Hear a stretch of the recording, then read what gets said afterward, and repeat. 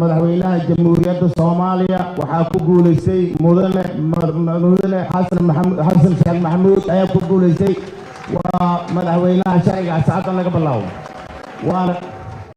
ayo wallahi yadaba baba hanku bilaabay bisinkaanu qabanaya waxaan hambalyahaynaya yoonu diritaaniyad mudane xasan sheekh ayaan shaalka saaraya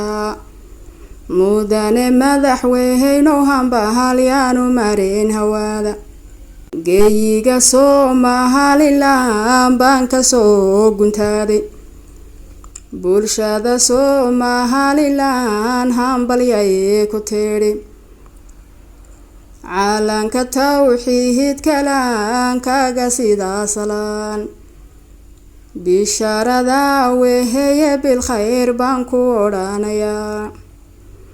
allaha ku ilhaanshay abshir baan ku oranaynaa xilkii waad qabatay xaqiisanad marinaysaa bulshada xamar joogta xasilooni ugu dadaal eeyihiga mideeyo nabahadiisa goolka dhaali adhubku ku culano haaneedna waa taqaan duufahana siyaasadeed yay ka degeen dusha doodaha cadowga haga badan yay ku gelin dux badan